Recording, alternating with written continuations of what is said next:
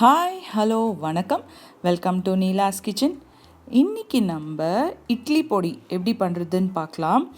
இது இட்லி தோசை இதுக்கெல்லாம் ரொம்பவே நல்லா இருக்கும். கண்டிப்பாக வீட்டில் பண்ணி பாருங்கள். இதுக்கு தேவையான பொருட்கள் உளுந்து, அப்புறமா பட்டை மிளகாய், கடலைப்பருப்பு, அப்புறமா பொட்டுக்கடலை, அப்புறமா கொப்பரை.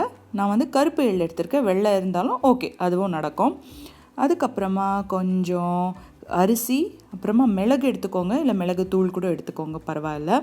அப்புறமா புளி, கருவேப்பிலை அண்ட் இங்கு இதுவும் சேர்த்துக்கோங்க. இது சேர்த்துட்டு அப்புறமா கொஞ்சம் கசகசா இது ஒரு சேர்த்துட்டு அரைக்க வேண்டியது தான். முதல்ல நம்ம ஒரு பேன் எடுத்து அதில் நம்ம உளுந்தை போட்டு நல்லா லோ ஃப்ளேமில் வச்சு நல்லா வறுத்துடுங்க, ட்ரை ரோஸ்ட் பண்ணுங்கள். நம்ம உளுத்தம் பருப்பு வறுக்கிறது நல்லா அரோமா வரணும், அந்த அளவுக்கு நல்லா ஸ்லோ ஃப்ளேம்லேயே வறுத்துடுங்க. அதுக்கப்புறமா நம்ம கடலைப்பருப்பு போட்டுக்கலாம், போட்டு அதுவும் நல்லா ட்ரை ரோஸ்ட் பண்ணுங்கள். நான் உளுத்தம் பருப்பு 4 டேபிள் ஸ்பூன்ஸ் எடுத்திருக்கேன். ஸோ அதுக்கு நீங்கள் 2 டேபிள் ஸ்பூன் கடலைப்பருப்பு இதுவும் லோ ஃப்ளேமில் வச்சு நல்லா வறுத்துடுங்க. நல்ல ஒரு அரோமா வரணும், அந்த பச்சை வாசனைலாம் போகணும். அதுக்கப்புறமா பொட்டுக்கடலை இதுவும் 2 டேபிள் ஸ்பூன் பொட்டுக்கடலை அதுவும் சேர்த்து நல்லா வறுத்துடுங்க. இது எக்ஸ்ட்ரா வேணும்னா கூட நீங்கள் சேர்த்துக்கலாம் பொட்டுக்கடலை.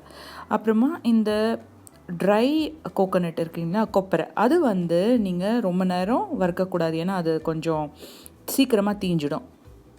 அதுக்கப்புறமா நம்ம பட்டை மிளகாய், அப்புறமா எள், கருவேப்பிலை இதெல்லாம் ட்ரை ரோஸ்ட் பண்ணி எடுத்துக்கலாம்.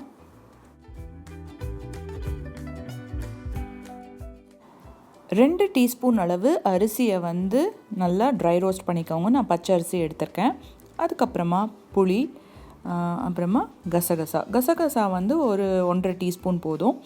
இதுவும் நல்லா வறுத்து எடுத்துக்கோங்க. நான் மிக்சர் ஜார்லேயே மிளகுத்தூள், அப்புறமா இங்கு போட்டுக்கிறேன். கூடவே உப்பும் சேர்த்துக்கோங்க. நம்ம ட்ரை ரோஸ்ட் பண்ணியிருக்கிற இன்க்ரீடியன்ட்ஸ் எல்லாமே கொஞ்சம் ஆறிட்ட அப்புறம் நீங்கள் மிக்சரில் போட்டு அரைச்சி எடுங்க. ரொம்ப ஃபைன் பவுடராக இருக்கக்கூடாது, கொஞ்சம் திரியாக இருந்தால் நல்லா டேஸ்ட் கொடுக்கும். இது நீங்கள் ஒரு எள்ளெண்ணெய் விட்டு நீங்கள் இட்லிக்கு யூஸ் பண்ணால் ரொம்பவே நல்லாயிருக்கும். கண்டிப்பாக வீட்டில் பண்ணி பாருங்கள். இந்த வீடியோ உங்களுக்கு பிடிச்சிருந்தா கண்டிப்பாக லைக் பண்ணுங்கள், ஷேர் பண்ணுங்கள், சப்ஸ்கிரைப் பண்ணுங்கள். கூடவே பெல் ஐக்கானையும் ஹிட் பண்ணுங்கள். மறக்காமல் கமெண்ட்ஸ் போடுங்க. தேங்க்யூ.